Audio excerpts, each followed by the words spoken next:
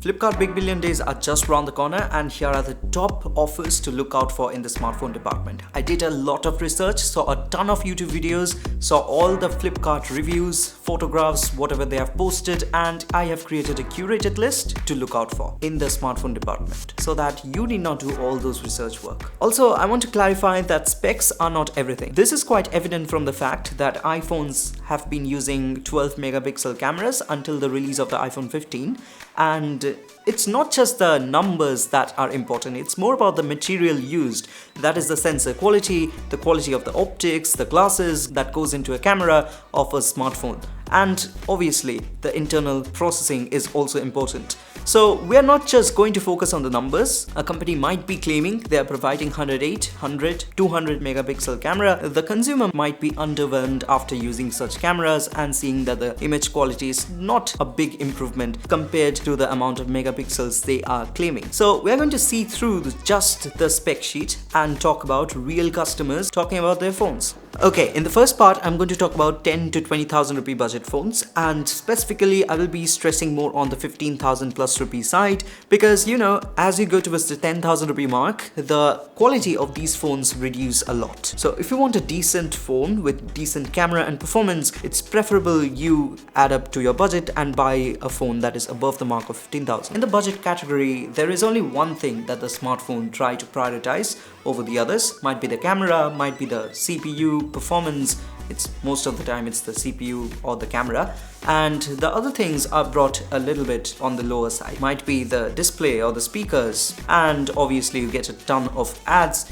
inside the interface. And I'm just going to mention 5G phones in this list because first, the difference is huge between 4G and 5G. You will feel the difference a lot, and you need to be future-proof when you're buying a phone. So just 5Gs. First, we have the Realme 11X 5G. It comes with a 64 megapixel camera. I went through a lot of photos posted by Flipkart customers, and what I found is that there is some problems in the edge detection of this camera. It's more like a software problem. It can be fixed, I guess, but the pictures turn out to be very decent. It's sharp and well exposed in most of the cases. It comes with a Dimensity 6100 Plus, which is a decent processor. You will get good, decent gaming and smooth day-to-day usage performance. Battery life is also decent, 5000 mAh battery. It comes with 33 watt fast charging. It depends on the amount of usage. One more thing is that there is difference between the 4G and the 5G carriers. So the amount of battery usage depends on the network type you are using. Although modern chips are getting more and more optimized for 5G. The price is around 15,000 rupees. Next in list, we have the Samsung Galaxy F23 5G.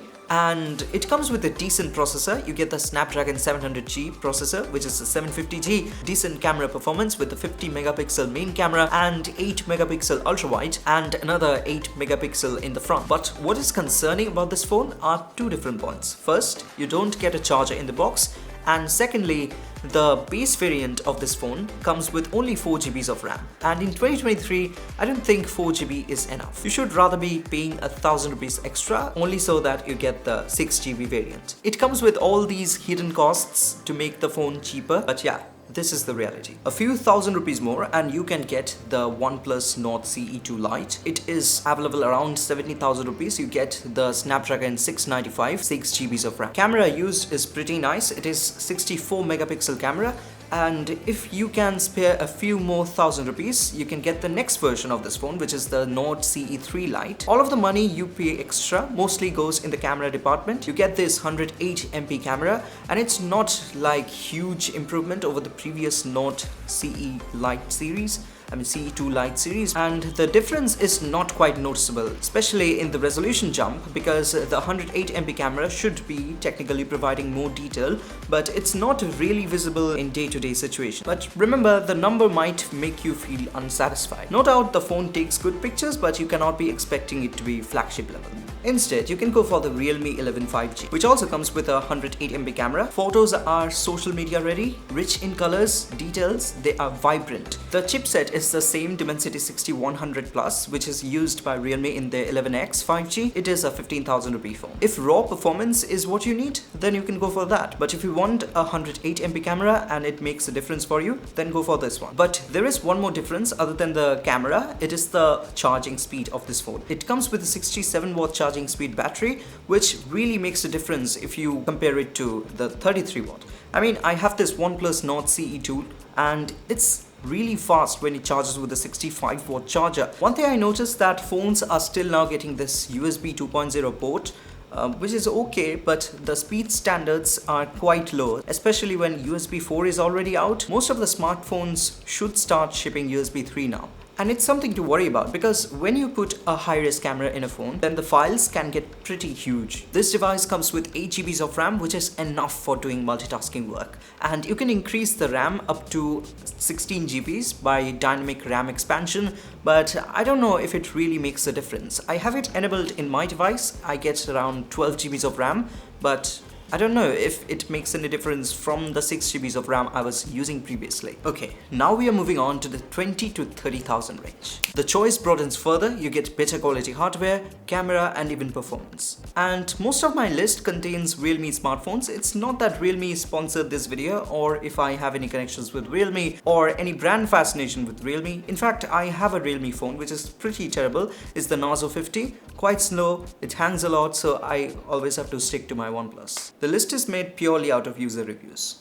First, we have the Realme 11 Pro 5G, sitting around the price of 24,000 rupees. It has a 100 megapixel main camera and along with a 2 megapixel macro. You don't get any ultra-wide camera, which is kind of bad because in this price range you should be getting one. The main camera is good. It has the same popped colors from Realme. The dynamic range is pretty well handled. The camera has OIS, which makes super smooth video, and also you can take blur-free night shots, so improved nighttime performance. I was going through a number of pictures uploaded in Flipkart to judge the quality of the camera, but it's not really possible from there because the pictures are compressed and they are of pretty bad quality. But what I did notice in most of the reviewers on YouTube, that there is some weird AI processing being done by the phone. And it's not just Realme, it's done by most of the Android smartphones to make human skin look a bit weird.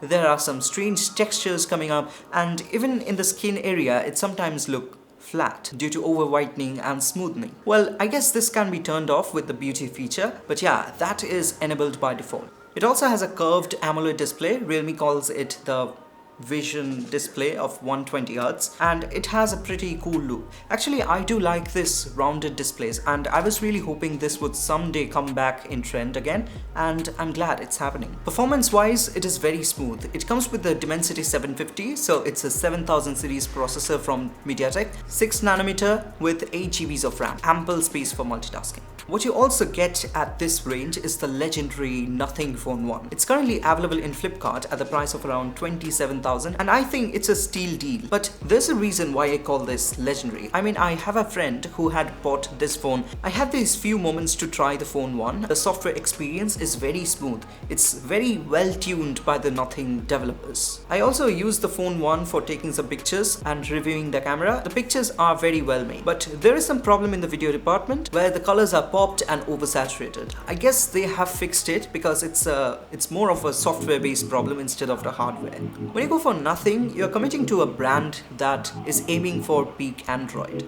And if you have been watching this video till now, then a sub to the channel would be nothing but real plus move. That's the closest I can get to boss. Next, we have smartphones above the range of 30,000 rupees. First, I would mention the Google Pixel 7. I know it is priced just above 40,000 rupees, but you can get an additional discount of 3,000 if you have an ICICI credit or debit card. I think it is the best time to get the Pixel 7 because according to the price charts, this is the lowest the Pixel 7 has ever been. Few days ago, I found the price of the 6A from Google Pixel to be around 25,000 rupees, and now it has again crossed 40,000. So if you have the budget, go for it. Moving further, there are a ton of other smartphones in this category without the need of any cards. Like you have the Oppo Reno series, the 10 5G. It has a great camera, the Sony IMX 703, and also a dedicated telephoto camera. The processor is the same old 7050 from MediaTek Dimensity. It's a good processor and you get 8 GBs of RAM, so ample space for multitasking. It also has 67-watt fast charging for the 5000 mAh battery provided. And if you don't have any problem going with older smartphones like the OnePlus 10R or the iPhone 12s, they are also available. And for OnePlus 10R, it's already at this range, but iPhones are priced above 40,000. Many of the reviewers are claiming right now that the prices will drop further during the sale time,